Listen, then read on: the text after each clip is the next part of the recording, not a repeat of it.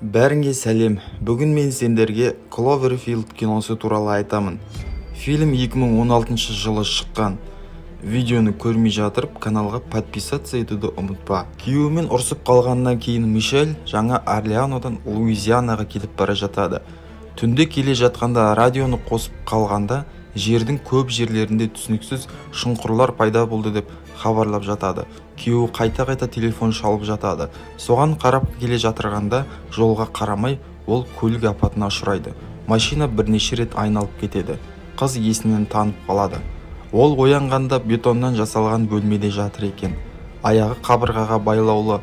Оның ойынша біреу қамап қойған сияқты. Босануға тырысса да аяғын шеше алмайды. Бөлменің басқа шетінде тұрған заттарын көреді. Сол жерден әрең дегенде телефонын алған кезде байланыс жасамай тұрады. Осы сәтте бөлмеге бір кісі кіріп келеді де оған тамақ береді. Аяғын шешу үшін кілт береді. Оның есімі Говард. Қыз оған келесі бір келгенде шабуыл жасамақшы болады. Бірақ Говард мен саған көмектесіп жатырмын деп айтады.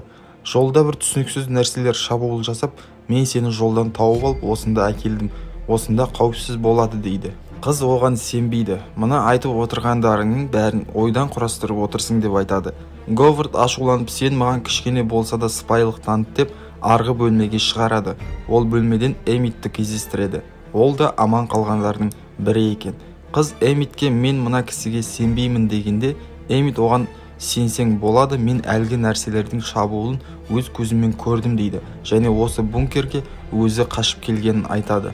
Бұл бункер барлық нәрсемен қамтылған екен. Жуынатын бөлмесі, ас бөлмесі, жататын орны, тіпті әртүрлі кітаптар мен фильмдер бар екен. Оның үстіне біраз уақытқа жететін тамақтар да бар. Олар кешке ас ішіп отырғанда, қыз Эмитпен сөйлесіп отырып, Говардтың шалбарында ілініп тұрған кілтті ұрлағысы келеді. Говард оны байқап қалып, қызға қатты айқайлап сөйлеп, сен әлі маған рахмет айтасың деп айтады. Эмит оларды ажыратуға тырысып жатқанда, Говард араласпа деп, қызға өзіңді сыпай ұста деп айтады. Мишель үндемей келіскендей болып тұрады да білдіртпей кілтті алып алады. Қайтадан үшеуі ештеңе болмағандай тамақтарын ішіп отырады. Бір кезде Говард кілттің жоғалғанын байқап қалады. Мишель осы кезде бірдеңе істеу керегін түсініп, үстелдің үстінде тұрған бутылканы алып Говардтың басынан ұрады. Ол жоғары қарай қашып бара жатқанда терезеден бір қыздың инфекциядан азап шегіп, мені де бункерге кіргізіңдер деп айқайлап жатқанын көреді. Мишель осы көріністі көріп сабасына түсіп, қайтадан бункерге барады. Оған Говард келіп өзін ашуға берілдім деп кешірім сұрап, кезінде мен қаншама жақын адамдарынан айырылдым деп, мен саған шын жүрегіммен көмектескім келеді деп айтады. Бірнеше апта өткеннен соң үшеуі осы жердегі өмірге үйренісіп жақын араласа бастайды. Говард Мишельге өзінің қызының киімдерін әкеліп, суретін көрсетеді. Эмит өзі және Говард туралы біраз әңгімелер айтып, осы бункерді салуға мен көмектескенмін. Ол маған біраз ақша төледі. Говардты басқалар есінен ауысқан деп санайтын, өйткені ол бала кезінен осындай шабуылдардың болатынына сеніп келген. Кенеттен жарылыстың даусын естіп, Мишель Говардқа барады. Сөйтсе, ауа тазартқыш система бұзылып қалған екен. Говард Мишельге осы ауа тазартқыш арқылы жоғарыға көтеріліп, қайтадан қосып кел дейді. Өйткені ол жерге тек Мишель ғана сиятын еді. Ол жоғарыға көтерілгенде терезеден көмектес деген жазуды және қанға былғанған сырғаны көреді. Ол сырға Говард көрсеткен қызының суретінде болған. Оның суретін Эмитке көрсетеді. Эмит суретке қарап, бұл Говардтың қызы емес, мектеп кезінде жоғалып кеткен Британи деген қыз дейді. Сосын олар Британидің суретінен үстіндегі әлгі Говард Мишельге берген киімді көреді. Екеуі бұл қызды Говард өлтірді деп ойлайды. Мишельдің ойына қайтадан оны қамап қойды деген ой келеді. Ешқандай шабуыл жоқ, бәрі ойдан құрастырылған деп ойлайды. Екеуі қашуды ойластырады. Мишель душтағы жапқыштан арнайы киім тігіп алады, ал Эмит противогаз жасайды. Олар Говардтың құралдарын алғандықтан, Говард оған ашуланып, құралдарды хлор қышқылына тастап жібереді.